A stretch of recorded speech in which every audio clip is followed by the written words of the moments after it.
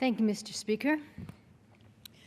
The Affordable Care Act has saved thousands of Mainers from losing their lives or going bankrupt simply because they got sick. Quality of care is improved through preventative care without cost sharing for consumers, and overall costs have been lowered.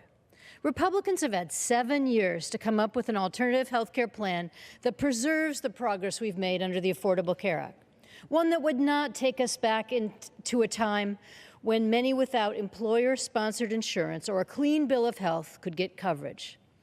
But after all this time, they've come up with a plan that will cost older Americans up to 5 times more than younger enrollees.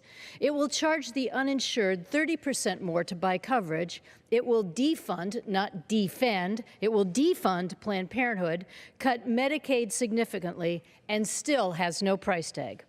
We owe it to Americans to have an open debate on this proposal, and I expect my Republican colleagues not to forget the millions of Americans for whom the Affordable Care Act has been a lifesaver.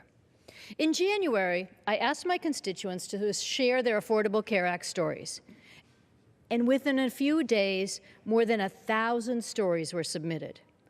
Some shared their ongoing challenges. And I agree, there are opportunities to strengthen the Affordable Care Act and make it affordable. But the overwhelming number of people shared compelling stories of how the Affordable Care Act has improved their lives. I'm honored to share a few of those powerful stories today, and I hope my Republican colleagues are listening. Eleanor from Belfast, Maine said, "I'm a 63-year-old small business owner who has health insurance for the first time in my adult life since the passage of the Affordable Care Act. The same is true for my partner of 17 years. She was diagnosed with breast cancer this year and recently has undergone a mastectomy with follow-up care. After her diagnosis, I went for my first ever mammogram."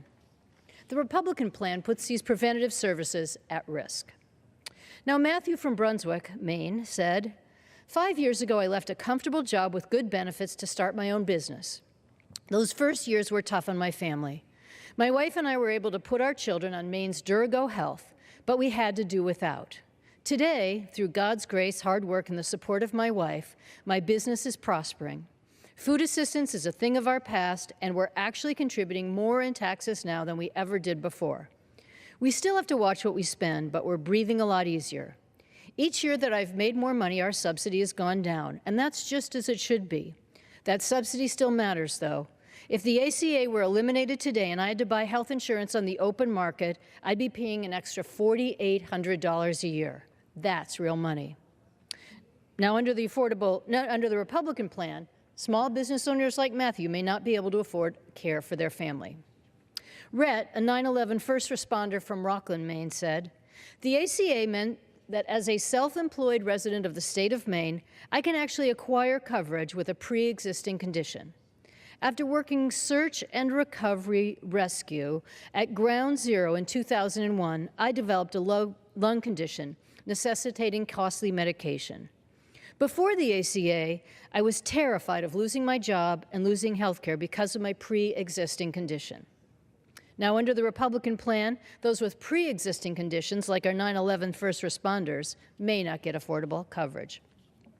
Elizabeth from Phippsburg said, "In 2014, my husband died of early onset Alzheimer's. I was 50 when my husband was diagnosed.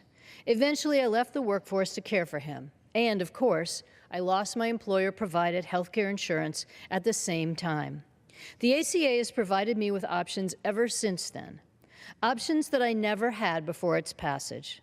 In 2014, I have had 3 joints replaced, life-changing surgeries that restored my active lifestyle and removed chronic pain from my life.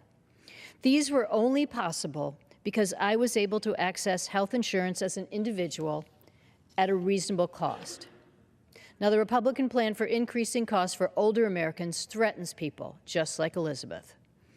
These stories matter, these lives matter. We must all keep them in mind as we look to change the Affordable Care Act. I yield back. Gentlelady yields back. The chair recognizes the gentleman from California.